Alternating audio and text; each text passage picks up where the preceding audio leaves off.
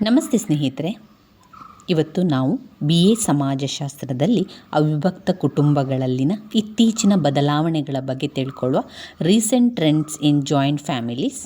ಅವಿಭಕ್ತ ಕುಟುಂಬದಲ್ಲಿ ಇತ್ತೀಚಿನ ಬದಲಾವಣೆ ಏನೆಲ್ಲ ಆಗ್ತಾ ಇದೆ ಎನ್ನುವಂಥದ್ದನ್ನು ನೋಡ್ತಾ ಹೋಗುವ. ಅವಿಭಕ್ತ ಕುಟುಂಬದಲ್ಲಿ ಕಾಣುತ್ತಿರುವ ಇತ್ತೀಚಿನ ಬೆಳವಣಿಗೆಗಳು ಅಥವಾ ಒಲವುಗಳ ಬಗ್ಗೆ ನೋಡ್ತಾ ಹೋಗುವ. ಭಾರತದಲ್ಲಿನ ಕುಟುಂಬಗಳೆಂದರೆ ಅವು ಸಾಮಾನ್ಯವಾಗಿ ಅವಿಭಕ್ತ ಸ್ವರೂಪದಲ್ಲಿರುವುದು ಹೆಚ್ಚು ಎಂಬ ಅಭಿಪ್ರಾಯದ ಹಿನ್ನೆಲೆಯಲ್ಲಿ ಇಲ್ಲಿಯೂ ಕೂಡ ಭಾರತದ ಅವಿಭಕ್ತ ಕುಟುಂಬಗಳಾಗುತ್ತಿರುವ ಪರಿವರ್ತನೆಗಳನ್ನೇ ವಿಶ್ಲೇಷಿಸುವಂತಹ ಪ್ರಯತ್ನ ಮಾಡಲಾಗಿದೆ. ಭಾರತದ ಸಾಮಾಜಿಕ ಜಗತ್ತಿನಲ್ಲಾಗುತ್ತಿರುವ ಅಭೂತಪೂರ್ವ ಬದಲಾವಣೆಗಳಿಗೆ ಅನುಗುಣವಾಗಿ ಅವಿಭಕ್ತ ಕುಟುಂಬಗಳ ಕ್ಷೇತ್ರದಲ್ಲಿಯೂ ಬದಲಾವಣೆಗಳಾಗುತ್ತಿವೆ. ಆದರೆ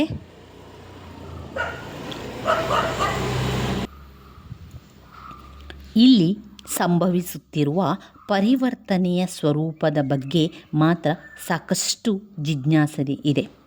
ಅವಿಭಕ್ತ ಕುಟುಂಬದಲ್ಲಿ ಈಗ ಕಾಣಬರುತ್ತಿರುವ ಪರಿವರ್ತನೆಗಳು ಯಾವುವು? ಅವು ತಾತ್ಕಾಲಿಕ ಸ್ವರೂಪದವುಗಳೇ? ಅವುಗಳಲ್ಲಿ ಯಾವುವು ಸಾಧಾರಣ, ಯಾವುದು ಮೌಲಿಕ? ಅವುಗಳ ಕಾರಣಗಳೇನು, ಪರಿಣಾಮಗಳೇನು? ಇಂತಹ ಹಲವಾರು ಪ್ರಶ್ನೆಗಳು ನಮಗೆ ಇಲ್ಲಿ ಬರುವಂಥದ್ದು. ಅವಿಭಕ್ತ ಕುಟುಂಬಗಳು ಭರದಿಂದ ಬದಲಾವಣೆಗೊಳ್ಳುತ್ತಿವೆ ಎಂಬ ಮೂಲಭೂತ ವಿಷಯದಲ್ಲಿ ವಿದ್ವಾಂಸರ ಸಹಮತವಿದೆ. ಅಂತೆಯೇ ಈ ಬದಲಾವಣೆಗಳ ಹಾಗೂ ಅದರಲ್ಲಿ ಕಾಣಬರುವ ಕೆಲವು ಬೆಳವಣಿಗೆಗಳ ಕುರಿತಾದ ಕಿರು ವಿಶ್ಲೇಷಣೆಯೊಂದನ್ನು ಇಲ್ಲಿ ನಾವು ನೋಡ್ತಾ ಹೋಗುವ. ಅವಿಭಕ್ತ ಕುಟುಂಬದಲ್ಲಿ ಕಾಣುವಂತಹ ಬೆಳವಣಿಗೆ: 1. ಅಣುಕುಟುಂಬಗಳ ಹಾಗೂ ಅವುಗಳ ಪ್ರಾಮುಖ್ಯತೆ ಹೆಚ್ಚಳ.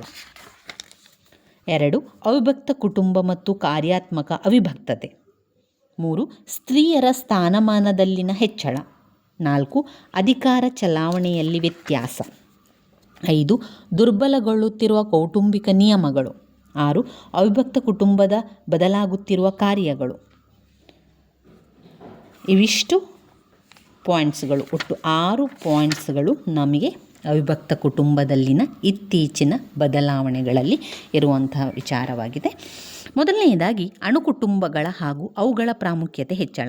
ಇತ್ತೀಚಿನ ವರ್ಷಗಳಲ್ಲಿ ಅವಿಭಕ್ತ ಕುಟುಂಬವು ಕ್ರಮೇಣವಾಗಿ ತನ್ನ ನೆಲೆಯನ್ನು ಕಳೆದುಕೊಳ್ಳುತ್ತಿದ್ದು ಆಧುನಿಕ ಅಣುಕುಟುಂಬವು ಪ್ರಾಮುಖ್ಯತೆಯನ್ನು ಪಡೆಯುತ್ತಿದೆ. ಶಿಕ್ಷಣ, ಕೈಗಾರಿಕೀಕರಣ, ನಾಗರೀಕರಣಗಳಲ್ಲಿ ಹೆಚ್ಚಳ ಉಂಟಾಗುತ್ತಿರುವಂತೆ ಅವಿಭಕ್ತ ಕುಟುಂಬಗಳ ಕಡೆಗಿನ ಆಕರ್ಷಣೆ ಕುಂಠಿತವಾಗಿ ಅಣು ಕುಟುಂಬಗಳ ಒಂದು ಕಡೆಗಿನ ಒಲವು ಹೆಚ್ಚುವುದು ಸ್ವಾಭಾವಿಕ. ಅಂತೆಯೇ ಶಿಕ್ಷಣ, ಉದ್ಯೋಗ, ವ್ಯಾಪಾರ ಇನ್ನಿತರ ವಿಷಯಗಳನ್ನು ಮುಂದುವರಿಸಿಕೊಂಡು ಇಂದಿನ ಯುವಕರು ತಮ್ಮ ವಿವಾಹವಾಗುತ್ತಿದ್ದಂತೆ ಪ್ರತ್ಯೇಕ ಕುಟುಂಬಗಳನ್ನು ರಚಿಸಿಕೊಳ್ಳುತ್ತಿದ್ದಾರೆ. ಕುಸಿಯುತ್ತಿರುವ ಕುಟುಂಬದ ಗಾತ್ರ. ಸಣ್ಣ ಕುಟುಂಬದ ಕಡೆಗಿನ ವಿಶೇಷ ಒಲವಿನಿಂದಾಗಿ ಕುಟುಂಬದ ಗಾತ್ರ ಭರದಿಂದ ಕುಗ್ಗುತ್ತಿದೆ. ಜನನ ನಿಯಂತ್ರಣದ ತಂತ್ರಗಳ ಫಲವಾಗಿ ಹಾಗೂ ಜನರಲ್ಲಾದ ಜಾಗೃತಿಯಿಂದಾಗಿ ಏನಾಗ್ತಾ ಇದೆ, ಈ ಒಂದು ದೊಡ್ಡ ಗಾತ್ರದ ಕುಟುಂಬದ ಬಗ್ಗೆ, ಹೆಚ್ಚಿನ ಸಂಖ್ಯೆಯ ಮಕ್ಕಳನ್ನು ಹೊಂದುವುದರ ಬಗ್ಗೆ ನೀತ್ಯಾತ್ಮಕ ದೃಷ್ಟಿ ಮಾಡುತ್ತಿದೆ. ಚಿಕ್ಕ ಕುಟುಂಬ, ಚೊಕ್ಕ ಕುಟುಂಬ, ಸಣ್ಣ ಕುಟುಂಬ ಸುಖಕ್ಕೆ ಮೂಲಾಧಾರ, ನಾವಿಬ್ಬರು ನಮಗಿಬ್ಬರು, ಆರತಿಗೊಬ್ಬ ಮಗ ಕೀರುತಿಗೊಬ್ಬ, ಆರತಿಗೊಬ್ಬ ಮಗಳು ಕೀರುತಿಗೊಬ್ಬ ಮಗ ಎಂಬಿವೇ ಮುಂತಾದ ಘೋಷಣೆಗಳ ಸಂದೇಶವನ್ನು ಸಾಮಾನ್ಯ ಜನರು ಅರ್ಥವಿಸಿಕೊಂಡು ಆಚರಣೆಗೆ ತರಹೊರಟಿದ್ದಾರೆ. 2ನೇ ಪಾಯಿಂಟ್ನಲ್ಲಿ ಅವಿಭಕ್ತ ಕುಟುಂಬ ಮತ್ತು ಕಾರ್ಯಾತ್ಮಕ ಅವಿಭಕ್ತತೆ. ಅವಿಭಕ್ತ ಕುಟುಂಬಗಳಿಗೆ ಸಂಬಂಧಿಸಿದಂತಹ ಬಹಳ ಮುಖ್ಯವಾದಂತಹ ಒಂದು ಬೆಳವಣಿಗೆ ಅಂತ ಹೇಳಿದರೆ, ಅವರ ಸದಸ್ಯರಿಗೆ ಒಂದೇ ಅಡಿಗೆ ಮನೆಯಲ್ಲಿ ತಯಾರಿಸಿದ ಆಹಾರವನ್ನು ಸೇವಿಸುತ್ತಾ ಒಂದೇ ಮನೆಯಲ್ಲಿ ವಾಸಿಸುವುದು ಕಷ್ಟವಾಗುತ್ತಿದೆ. ಕೈಗಾರಿಕೀಕರಣ ಹಾಗೂ ನಗರೀಕರಣಗಳ ಪ್ರಭಾವದಿಂದ ವಿವಾಹಿತ ಗಂಡು ಮಕ್ಕಳು ತಮ್ಮ ತಾಯಿ ತಂದೆಯರಿಂದ ಪ್ರತ್ಯೇಕವಾಗಿ ದೂರದ ಊರುಗಳಿಗೆ ತಮ್ಮ ಸಂಸಾರದೊಂದಿಗೆ ವಾಸಿಸುವಂಥದ್ದು, ಊರುಗಳಿಗೆ ಹೋಗಿ ಅಲ್ಲಿ ವಾಸ ಮಾಡುವಂಥದ್ದು ಅನಿವಾರ್ಯವಾಗುವಂಥದ್ದು. ಹಾಗೆ ಪ್ರತ್ಯೇಕವಾದ ನವೀನ ಸ್ಥಾನೀಯ ಕುಟುಂಬವೊಂದನ್ನು ಸ್ಥಾಪಿಸುವವರ ಸಂಖ್ಯೆ ಹೆಚ್ಚುತ್ತಾ ಬರುತ್ತಿದೆ. ಈ ಕುಟುಂಬಗಳು ಮೂಲ ಕುಟುಂಬಗಳೊಂದಿಗಿನ ತಮ್ಮ ಸಂಬಂಧವನ್ನು ಹಾಗೆ ಉಳಿಸಿಕೊಳ್ಳುತ್ತದೆ. ಕೆಲ ಕಾಲ ಬಳಿಕ ಅವು ತಮ್ಮ ಮೂಲ ಕುಟುಂಬಕ್ಕೆ ಮರಳುವುದು ಕೂಡ ಉಂಟು. ಒಮ್ಮೆ ಆರಂಭಗೊಂಡು ಪ್ರತ್ಯೇಕ ವಾಸವು ಅದೇ ರೀತಿಯಲ್ಲಿ ಶಾಶ್ವತವಾಗಿ ಉಳಿಯುವುದು ಇದೆ.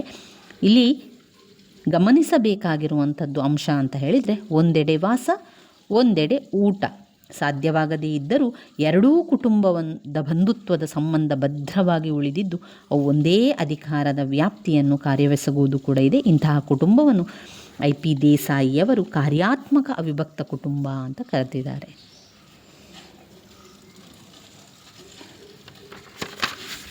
ಕಾರ್ಯಾತ್ಮಕ ಅವಿಭಕ್ತತೆಯ ಮಹತ್ವವನ್ನು ತಿಳ್ಕೊಳ್ಳುವ. ಬಂಧುತ್ವದ ಬಂಧವನ್ನು ಹೊಂದಿರುವ ಕುಟುಂಬಗಳು ಪ್ರತ್ಯೇಕವಾಗಿ ವಾಸಿಸುತ್ತಿದ್ದರೂ ಕಾರ್ಯಾತ್ಮಕವಾಗಿ ಒಂದೇ ಅಧಿಕಾರ ವ್ಯಾಪ್ತಿಯಲ್ಲಿದ್ದು ಒಂದೇ ರೀತಿಯಲ್ಲಿ ಹಾಗೂ ಒಂದೇ ಸ್ಫೂರ್ತಿಯಲ್ಲಿ ವ್ಯವಹರಿಸುವುದನ್ನು ಕಾರ್ಯಾತ್ಮಕ ಅವಿಭಕ್ತತೆ ಅಂತ ಹೇಳ್ಬೋದು. 3ನೇ ಪಾಯಿಂಟ್, ಸ್ತ್ರೀಯರ ಸ್ಥಾನಮಾನಗಳಲ್ಲಿನ ಹೆಚ್ಚಳ. ಬಹಳಷ್ಟು ಸುಧಾರಣೆಯಾಗಿದೆ. ಅವಿಭಕ್ತ ಕುಟುಂಬಗಳಲ್ಲಿ ಸ್ತ್ರೀಯರಿಗೆ ಪ್ರತ್ಯೇಕ ಅಸ್ತಿತ್ವವೇ ಇಲ್ಲದಂತೆ ನೋಡಿಕೊಳ್ಳುತ್ತಿದ್ದ ದಿನಗಳು ಮುಗಿದವು.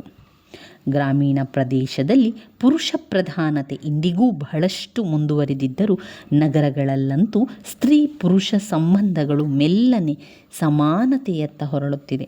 ಉದ್ಯೋಗಗಳಲ್ಲಿದ್ದು ದುಡಿದು ಸಂಪಾದಿಸುವ ಸ್ತ್ರೀಯರಿರುವ ಕುಟುಂಬಗಳು ಹೆಚ್ಚು ಬೇಗನೆ ಸಮಾನತೆಯತ್ತ ಸಾಗುತ್ತಿದೆ. ಮಕ್ಕಳ ಶಿಕ್ಷಣ, ಆಸ್ತಿ ಕೊಳ್ಳುವಿಕೆ, ಮಾರಾಟ ಮಾಡುವಿಕೆ, ಹೆಚ್ಚಿನ ಮೊತ್ತದ ಹಣ ತೊಡಗಿಸುವಿಕೆ, ಮಕ್ಕಳ ಉದ್ಯೋಗ, ಮದುವೆ ಇಂತಹ ವಿಚಾರಗಳಲ್ಲಿ ಪತ್ನಿಯ ಅಭಿಪ್ರಾಯಕ್ಕೆ ಮನ್ನಣೆ ಇದೆ. ಈ ಬಗ್ಗೆ ನಿರ್ಣಯ ಕೈಗೊಳ್ಳುವಾಗ ಆಕೆಯ ಸಹಭಾಗಿತ್ವ ಅಗತ್ಯವೆನ್ನುವಂತಹ ಸ್ಥಿತಿ ಕೂಡ ಇದೆ. ಆಸ್ತಿಯ ಹಕ್ಕುಗಳನ್ನು, ರಾಜಕೀಯ ಹಕ್ಕುಗಳನ್ನು ಹಾಗೂ ವ್ಯಕ್ತಿ ಸ್ವಾತಂತ್ರ್ಯ ಸ್ತ್ರೀಯರಿಗೆ ಲಭ್ಯವಾಗಿದ್ದು ಅವರ ಅರಿವು ಅವರಿಗಿದೆ. ಆದಾಗ್ಯೂ ಎಲ್ಲಿಯವರೆಗೆ ಮನೆಯನ್ನು ನೋಡಿಕೊಳ್ಳುವ ಹಾಗೂ ಮಕ್ಕಳನ್ನು ಸಂಪೋಷಿಸುವ ದೈನಂದಿನ ಕಾರ್ಯ ಸ್ತ್ರೀಯರದ್ದೆಂದು ನಿಗದಿತವಾಗಿರುತ್ತದೆಯೋ ಅಲ್ಲಿಯವರೆಗೆ ಯಾವುದೇ ಕೌಟುಂಬಿಕ ವ್ಯವಸ್ಥೆ ಸ್ತ್ರೀಯರಿಗೆ ಪೂರ್ಣ ಸಮಾನತೆಯನ್ನು ನೀಡಲಾರದು ಎಂಬುದು ನಾವು ನೆನಪಿನಲ್ಲಿಡಬೇಕಾದ ಸಂಗತಿಯಾಗಿದೆ. 4ನೇ ಪಾಯಿಂಟ್, ಅಧಿಕಾರ ಚಲಾವಣೆಯಲ್ಲಿ ವ್ಯತ್ಯಾಸ.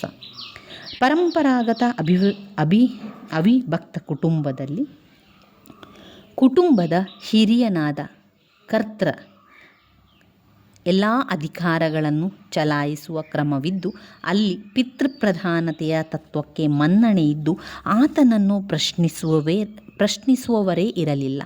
ಈಗ ಪರಿಸ್ಥಿತಿ ಬದಲಾಗಿದ್ದರೂ ಪುರುಷನಿಗೆ ಪ್ರಾಶಸ್ತ್ಯವಿದೆ. ಅದಾಗಿ ಅದು ಉಭಯ ಪ್ರಧಾನ ಅಥವಾ ಉಭಯ ಪಕ್ಷೀಯ ಕುಟುಂಬವೆಂದರೇನು ಸರಿಹೋದಿತು. ಅಂದರೆ ಈಗ ಕೌಟುಂಬಿಕ ವಿಚಾರಗಳಲ್ಲಿ ಸ್ತ್ರೀಯರ ಅಭಿಪ್ರಾಯಗಳಿಗೆ ಬಹಳಷ್ಟು ಮಹತ್ವ ಇದೆ. ಸ್ತ್ರೀಯರು ಕುಟುಂಬದ ಹೊರಗಡೆ ದುಡಿಮೆಯಲ್ಲಿ ಅಥವಾ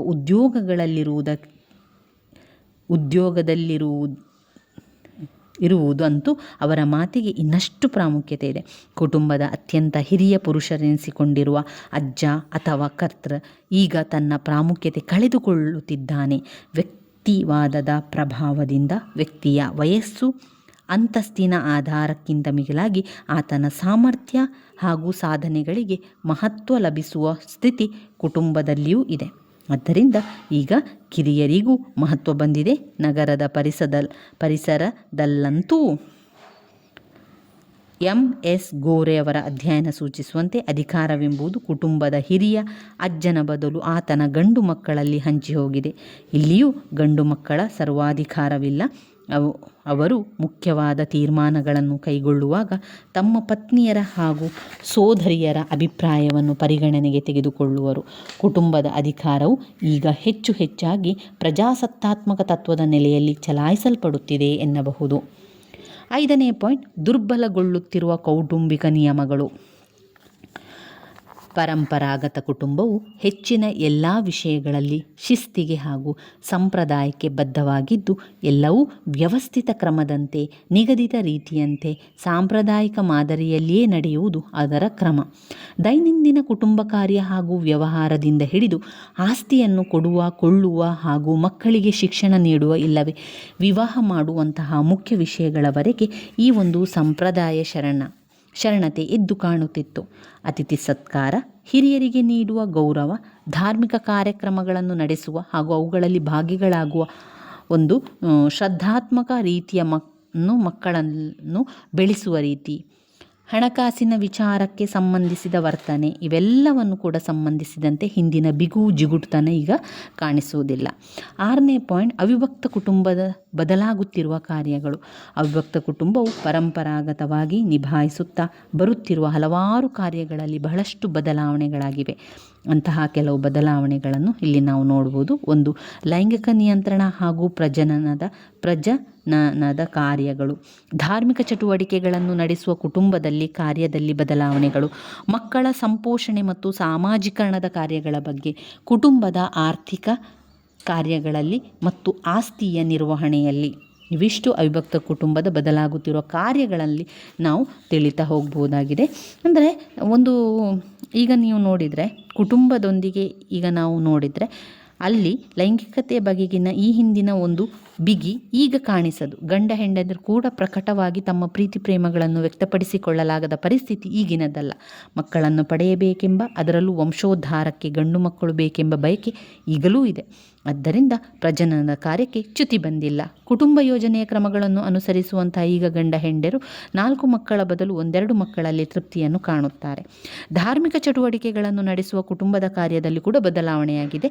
ಅಂತಹ ಚಟುವಟಿಕೆಗಳ ಸಂಖ್ಯೆ ಈಗ ಕುಗ್ಗುತ್ತಿದೆ. ಹಬ್ಬ ಹರಿದಿನ, ಉತ್ಸವ ಸಮಾರಂಭಗಳಲ್ಲಿ ಈ ಹಿಂದೆ ಕಾಣುತ್ತಿರುವ ಸಡಗರ, ಸಂಭ್ರಮ, ಅದ್ದೂರಿಯ ವ್ಯವಸ್ಥೆ, ಧಾರ್ಮಿಕ ಶ್ರದ್ಧೆ ಈಗ ಕಾಣಬರುವುದಿಲ್ಲ. ಮಕ್ಕಳ ಸಂಪೋಷಣೆ ಮತ್ತು ಸಾಮಾಜಿಕ ಕಾರ್ಯದ ಬಗ್ಗೆ ತಾಯಿ ತಂದೆಯರು ಈ ಹಿಂದಿಗಿಂತಲೂ ಹೆಚ್ಚು ಆಸಕ್ತರಾಗಿದ್ದಾರೆ. ಮಕ್ಕಳನ್ನು ನೋಡಿಕೊಳ್ಳುವ ಹಾಗೂ ಅವರಿಗೆ ಪ್ರಾಥಮಿಕ ಸ್ವರೂಪದ ಅನೌಪಚಾರಿಕ ಶಿಕ್ಷಣ ನೀಡಲು ಎಲ್ಲ ಹೊಣೆಗಾರಿಕೆಯನ್ನು ಮಕ್ಕಳು ಅಜ್ಜ ಅಜ್ಜಿಯರ ಮೇಲೆ ಹೊರಿಸುವ ಪ್ರವೃತ್ತಿ ಈಗಿನ ತಾಯಿ ತಂದೆಯರದಲ್ಲ.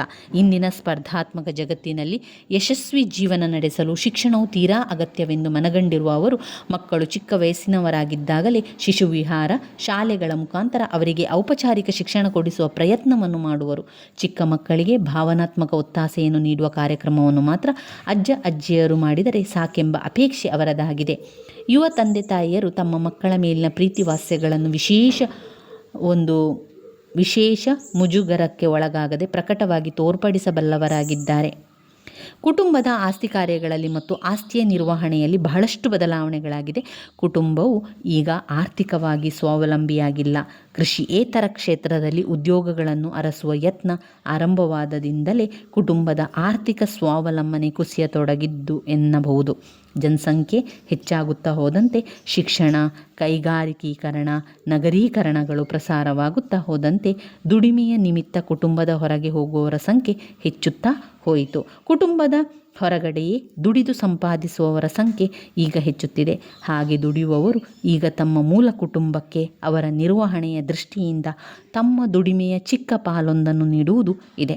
ಅದರಲ್ಲಿ ಸದಸ್ಯರುಗಳಿಗೆ ರಕ್ಷಣೆಯನ್ನು ಹಾಗೂ ಭದ್ರತೆಯನ್ನು ನೀಡುವ ಕಾರ್ಯ, 2 ಸದಸ್ಯರುಗಳು ಮನೋರಂಜನೆ ನೀಡುವಂತಹ ಹೊಣೆ, ಇವೆಲ್ಲ ಕೂಡ ಈ ಒಂದು ವಿಚಾರದಲ್ಲಿ ಬರ್ತದೆ. ಇವಿಷ್ಟು ನಮ್ಮ ಅವಿಭಕ್ತ ಕುಟುಂಬದಲ್ಲಿನ ಇತ್ತೀಚಿನ ಬದಲಾವಣೆಗಳಾಗಿದೆ ಸ್ನೇಹಿತರೆ. ನನ್ನ ವೀಡಿಯೋಸ್ ಎಲ್ಲ ನಿಮಗೆ ಇಷ್ಟ ಆಗಿದ್ದರೆ ಲೈಕ್ ಕೊಡಿ, ಶೇರ್ ಮಾಡಿ, ಸಬ್ಸ್ಕ್ರೈಬ್ ಮಾಡಲಿಕ್ಕೆ ಮರಿಬೇಡಿ ಸ್ನೇಹಿತರೆ. ಧನ್ಯವಾದಗಳು. ಮುಂದಿನ ವಿಡಿಯೋದಲ್ಲಿ ನಾವು ಅವಿಭಕ್ತ ಕುಟುಂಬದ ಪರಿವರ್ತನೆಗೆ ಕಾರಣಗಳ ಬಗ್ಗೆ ತಿಳ್ಕೊಳ್ಳುವ. Causes for the changes in the joint family. ಧನ್ಯವಾದಗಳು.